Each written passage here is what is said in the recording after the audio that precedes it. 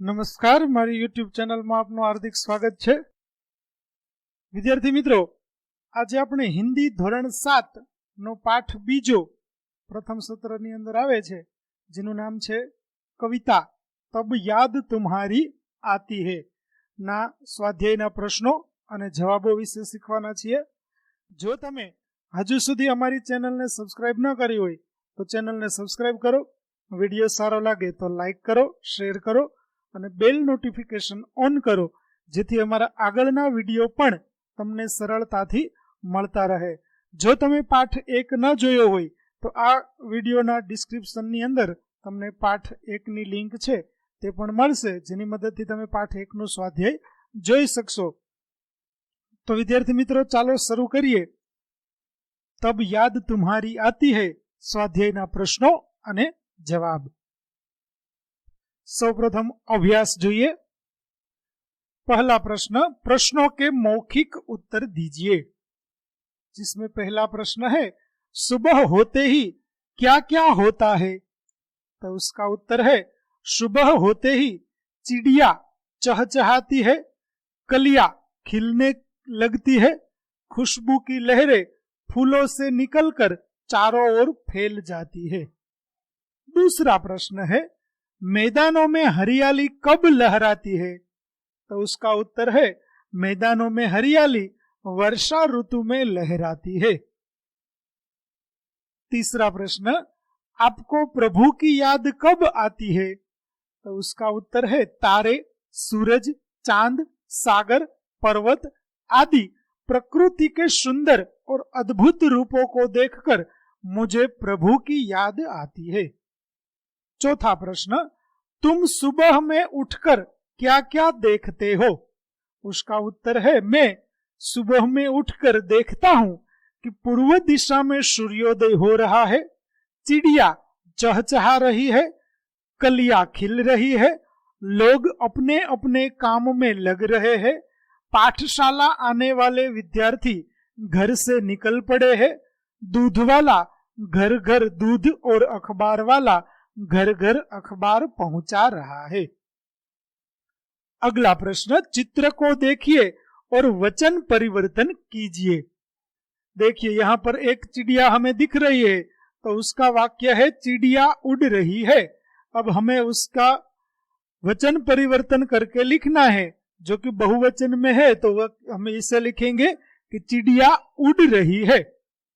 दूसरा है, कली खिल रही है, तो उसका वचन परिवर्तन करके लिखेंगे, कलियां नहीं खिली है। तीसरा है, बूंद गिरती है, तो उसका वचन परिवर्तन हम लिखेंगे, बूंदे गिरती है। चौथा है, दरवाजे खुले हैं, तो उसका हम लिखेंगे वचन परिवर्तन एक वचन में करेंगे, दरवाजा खुला है। अगला है, लड़कियां खेल रही है, तो उसका हम वचन परिवर्तन करके लिखेंगे, लड़की खेल रही है। आगे देखते हैं प्रश्न 3, शब्दों को उचित क्रम में रखकर अर्थपूर्ण वाक्य बनाइए। देखिए, यहां पर दिया गया है, जीवन जल है ही, तो हम उसका वाक्य बनाते हैं, जल ही जीवन है। दूसरा चित्र है में फूलों भरता रंग कौन? तो उसका वाक्य बनता है, फूलों में रंग कौन भरता है। तीसरा चित्र है में बिजली बादल चमकती क्यों? तो उसका वाक्य है, बादल में बिजली क्यों चमकती है। चौथा प्रश्न, सबसे तेज कौन? छात्रों को 7-7 के युद्ध में बांटिए और अपने नाम के पहले वर्ण के अनुसार शब्दकोश के क्रम के मुताबिक खड़ा रहने को कहिए। तो बच्चों, यहाँ आपको आपके छात्र मित्र जो है उनके नाम लिखने हैं और उनको शब्दकोश के क्रम में रखना है। तो यहाँ पर मैं अपने मित्रों के नाम लिखकर उसको शब्दकोश के क्रम में लिख रहा हूँ। आपको अपने मित्रों के नाम लिखकर शब्दकोश के क्रम में रखना है। देखिए, पहला है रमेश, अशोक, विपुल, साहिल, राकेश, मुकुल और मयंक। तो शब्दकोश में ऐसे रखेंगे हम, सबसे पहले आएगा अशोक, मयंक, मुकुल रमेश, राकेश, विपुल और साहिल। दूसरा उदाहरण है खेमचंद, चंपक, गोपाल, तनसुख, अनुराग, जयेश और कमल। तो शब्दकोश के क्रम में हम ऐसे लिखेंगे अनुराग, कमल, खेमचंद, गोपाल, चंपक, जयेश और तनसुख।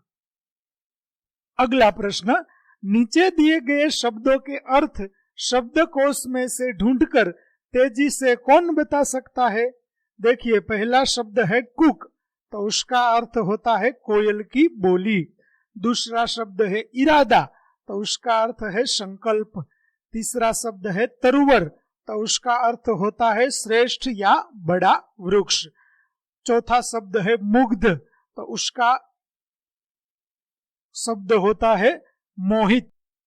पांचवा शब्द है गुजारिश, तो उसका अर्थ होता है निवेदन। तो बच्चों, अब हम स्वाध्याय के प्रश्न देखते हैं। अभ्यास हमारा है जो वह पूरा हुआ। अब स्वाध्याय के प्रश्न देखते हैं। उसमें पहला प्रश्न है, निम्नलिखित प्रश्नों के उत्तर दीजिए।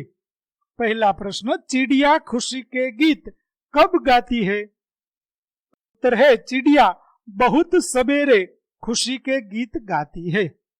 दूसरा, सुबह होने पर प्रकृति में कैसे बदलाव आते हैं? तो उत्तर है सुबह होने पर आकाश में तारे छिप जाते हैं, रात का अंधेरा दूर होने लगता है, पूर्व दिशा में सूर्योदय के पहले लाली छा जाती है, पंछी चहचहाने लगते हैं, कलियां खिलने लगती है, फूलों की सुगंध हवा में फैलने लगती है। इस प्रकार सोई हुई प्रकृति जाग उठती है और वातावरण में ताजगी का अनुभव होता है। अगला प्रश्न, पृथ्वी पर हरियाली कब छा जाती है? तो उसका उत्तर है वर्षा ऋतु में धरती को पानी मिलता है, वीरान पड़ी धरती पर घास उगती है, सूखे पौधे हरे हो जाते हैं, पेड़ों को नया जीवन मिलता है, उनके हरे पत्तों की शोभा बढ़ती है। इस प्रकार वर्षा ऋतु में पृथ्वी पर हरियाली छा जाती है।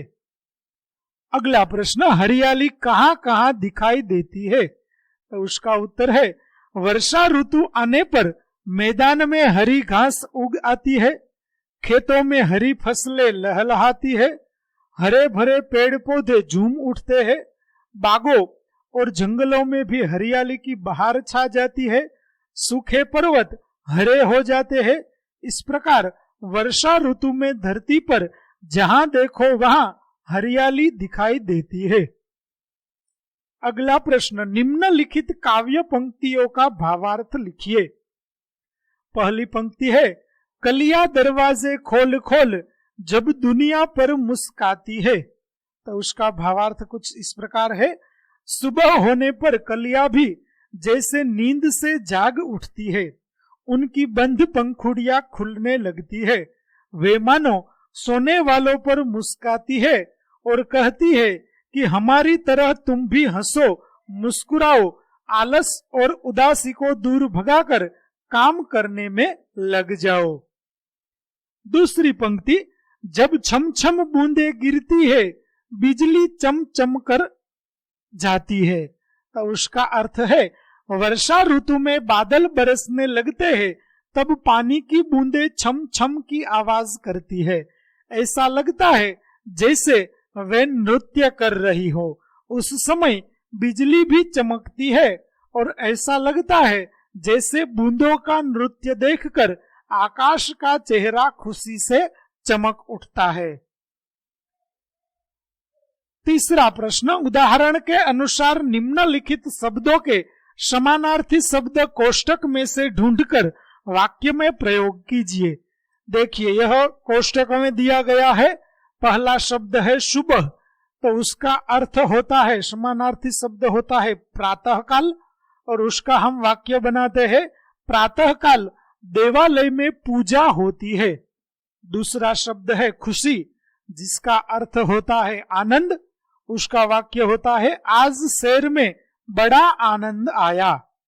तीसरा शब्द है खुशबू, तो उसका अर्थ होता है सुगंध, जिसका वाक्य बनाते हैं मुझे गुलाब की सुगंध अच्छी लगती है। चौथा शब्द है बहुत, तो उसका अर्थ होता है ज्यादा, और उसका वाक्य हम बनाते हैं आज ठंड ज्यादा है। पांचवा शब्द है मुस्काना, तो उसका अर्थ है हंसना, और उसका वाक्य है जोकर को देखकर हंसना आता है। अगला प्रश्न चौथा, इन यात्रियों को शब्दकोश के क्रम के आधार पर अपने अपने डिब्बे में बैठाइए। तो देखिए यहां पर हमें नाम लिखे हुए दिख रहे हैं। पहला है उठकर, तो उसे सही जगह पर रख दिया है, आगे के हम उसकी जगह रखते हैं। तो उठकर के बाद आएगा कलिया, उसके बाद आएगा चांद, उसके बाद आएगा मुस्कान, और सबसे आखिर में आएगा मैदान। तो इस प्रकार यह शब्दकोश का क्रम हमारा तैयार हो गया। तो बच्चों यहाँ पर हमारा दूसरा पाठ है, उसका स्वाध्याय और अभ्यास समाप्त होता है। आवा આગળના વિડીયો મેળવવા માટે અમારી ચેનલને જરૂરથી સબસ્ક્રાઇબ કરો। વિડીયો જોવા બદલ આપનો ખૂબ ખૂબ આભાર।